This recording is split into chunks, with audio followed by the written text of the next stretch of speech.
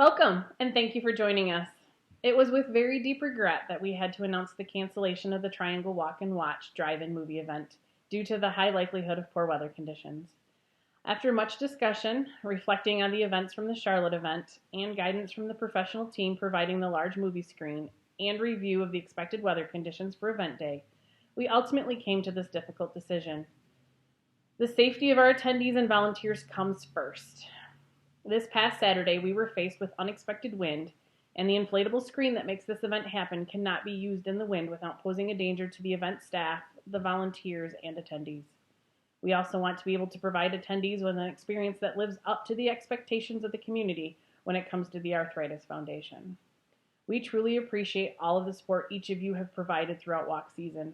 We could not have come this far without all of you. And of course, there is still time to make a difference. We hope that you will continue to tell 54 people about arthritis, ask everyone you know about to donate $54, and move 54 miles, minutes, or seconds in honor of the 54 million Americans, including 300,000 children, with some form of doctor-diagnosed arthritis. Now, on to the presentation. To begin, I would like to introduce myself. My name is Jean, and I am the 2021 Walk to Cure Arthritis Event Chair. I have been a volunteer with the Arthritis Foundation for just over 8 years. My oldest daughter was diagnosed with poly-JIA at age 2 in November of 2012, and we participated in our first walk in May of 2013 and have been volunteering, fundraising, and advocating ever since. We moved from Michigan to North Carolina last year to try and provide our daughter a better quality of life. The bitter cold winters in Michigan were not only hard on her joints, but also her mental health, as she often endured isolation from activities and events when the temps were too low. Our very first connection here in the Carolinas came from the JA conference in Minneapolis in the summer of 2019, and then we dove right into volunteering with the foundation as soon as we were settled after our move. We love our new home in Mooresville, North Carolina, and I'm very excited to be a part of the leadership team for the Carolinas, acting as the JA Leadership Chair, as well as my current role as the event chair for our Walk and Watch to Cure events. I am also excited to work with our Executive Director for the Carolinas, Kathy Strang. But most of all, I have to give a huge shout out to the Walk to Cure Arthritis Committee members listed here. We surely could not do this without them. As you may have heard, the Arthritis Foundation has made some very big changes, and the work, events, and more are now really being run by the volunteers. These volunteers have been busy making calls, fundraising, and more. We are very grateful for all of their time and effort in helping to bring this year's events to you. So why do we walk? What is our motivation? Let me share a few reasons, beginning with my own. The Walk to Cure Arthritis isn't just about raising funds to support the mission of the Arthritis Foundation. It is about creating awareness of the disease, the impact it has on those who have arthritis and their family and friends, and what we can do to support them. I personally participate in the Walk to Cure Arthritis every year in honor of my daughter, who was diagnosed with arthritis at age 2. We didn't know then that kids get arthritis too, so now we make sure to teach and create awareness for all who have arthritis, all while we fundraise to support the Arthritis Foundation and its mission for education, advocacy, support, and most importantly, research for a cure. Without the funds raised by the Walk to Cure Arthritis, there wouldn't be the funds to promote research at a high priority level, getting us to new treatments and closer to a cure every day. As a parent who watches their child battle this disease every day, we know we are lucky to have the Arthritis Foundation and the community they provide for us to support us in our journey. Hi, my name is Grace Danik. I'm here to tell you about the Arthritis Walk. I have many of these shirts because I have been attending for years, because it's a super important event for me. I celebrate the fact that I'm able to walk because of the meds and the surgeries and the research that's been done as a result of raising funds for the Arthritis Foundation. I'm really hoping people will come out this year. It's going to be very different. In 2021, we're going to see a drive-in movie, but the cause is what's really important. So my name is Grace, and I hope to see you there. It is now my great pleasure to introduce you to our 2 honorees. Our first honoree is our youth honoree, Mackenzie Profrock. Our second honoree is our young professional honoree, Mary Paraskis. Hello, I'm Mackenzie and I'm 11 years old. I love to read, especially the Harry Potter books and anything with dragons. My favorite sport is volleyball, and my all-time favorite character is Winnie the Pooh. And oh yeah, I have juvenile arthritis. I was diagnosed when I was just 2 years old. Never heard of juvenile arthritis? That's okay. Most people haven't heard of it. Lots of people think that only old people get arthritis, but that's not true. Juvenile arthritis is real. There are many types of arthritis, and some types affect only kids. It's a fact. 300,000 babies, children, and teens have juvenile arthritis. For me, my journey with arthritis started when I was just 2 years old. My first symptom was something was wrong when a lump formed on the back of my left hand in 2012. I was at daycare and I usually played pretty hard with my friends, so my parents figured I had just hurt my hand playing, especially when the ladies that cared for me did say that I had been playing a game and had fallen in a pile with a group of my friends. And I came out holding my hand and crying a bit. They all just assumed I had been stepped on because I quickly recovered and went back to playing. However, as the days went by, I continued to complain about my hand hurting and the lump grew larger. I also began to favor using my right hand over my left. By the time I was finally referred to a rheumatologist, I was in extreme pain. I was no longer sleeping through the night, and I had also developed pain in my elbows and knees. The lack of function in my hand was getting worse. In November of 2012, we made our first trip to Ann Arbor, Michigan, where I received official diagnosis of polyarticular juvenile idiopathic arthritis. Since the first trip in November of 2012, we continued to make at least quarterly visits to Ann Arbor to visit my amazing pediatric team who helped me try and keep my arthritis under control. I have been through numerous medications and I have participated in several research studies. What does life with juvenile arthritis look like? For each of us, it looks different. But for me, it's a daily oral medications, weekly injections, quarterly blood work, and visits to the rheumatologist, which means I miss school. I have also done physical therapy. I have visited the eye doctor twice a year to be sure the arthritis isn't affecting my eyes.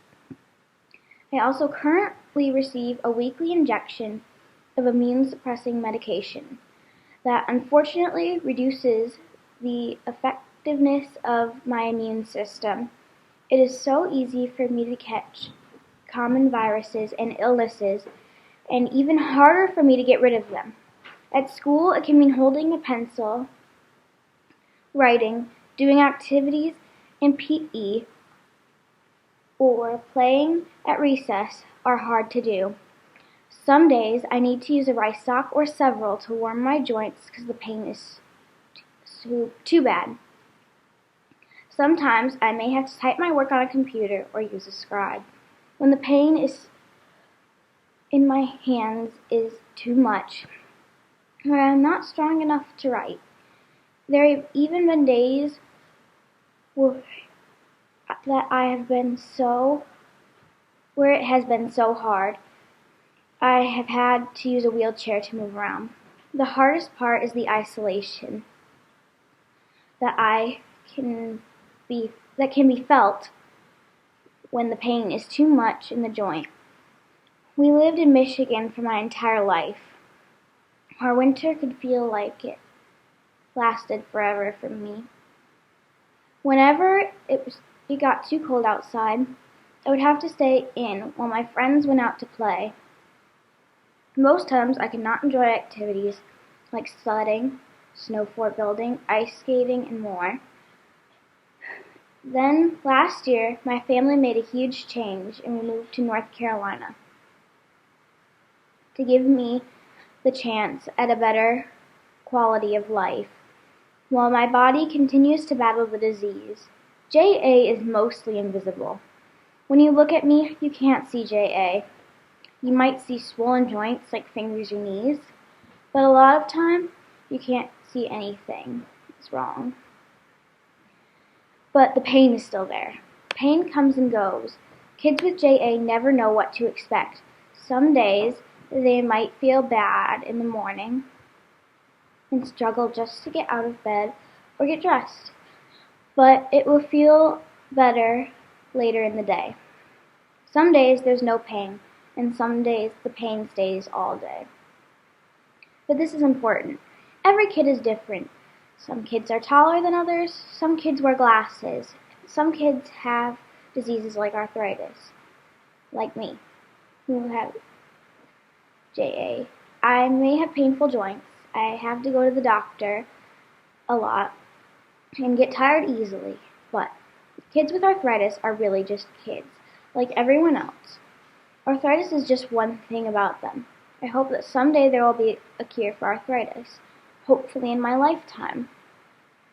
I will work hard to teach kids and adults about arthritis. I participate in several research studies, and I also work hard to raise funds for a cure, so someday other kids won't have to experience the pain I have. So please, remember to always treat everyone you meet with kindness. You never know what battles they may be facing, just like me. Thank you for listening and supporting my dream of finding a cure by participating in the Walk to Cure Arthritis.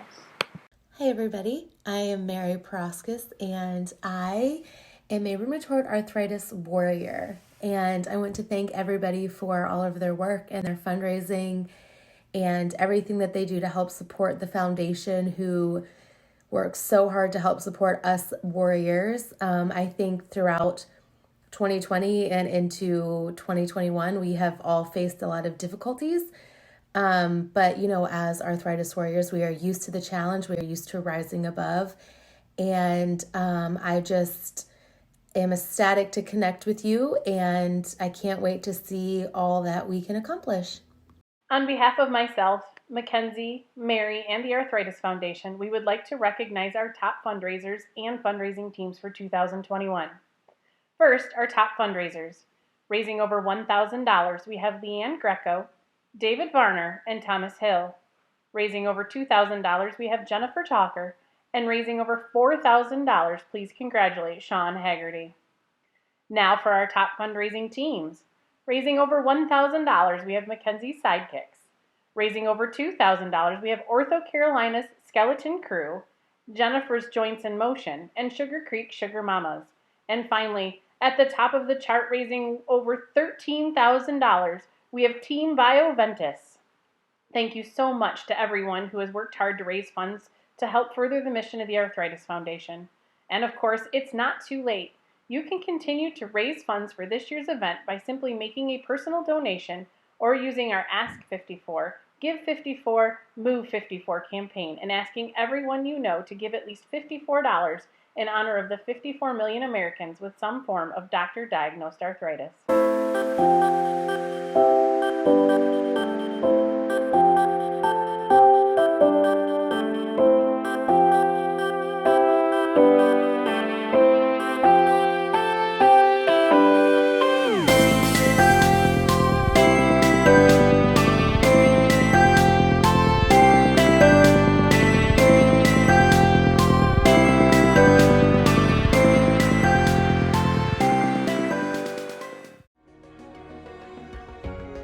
The greatest gifts that we can give to our patients is the gift of hope. The reward is that patients will have a medicine that they can use to treat a rare disease. We bring a service, we bring care, we bring community involvement, we bring corporate social responsibility. Every employee in this company, from the newest and youngest to the most senior person in the team, has a part and purpose in who we are. What makes us different is we care about the patients. It's not just a tagline. It's not kind of who we say we are, it's who we actually are and the things that we do every day. We're in the business of treating patients, and it's rooted in passion and caring and doing the right thing. We think we can truly make a difference.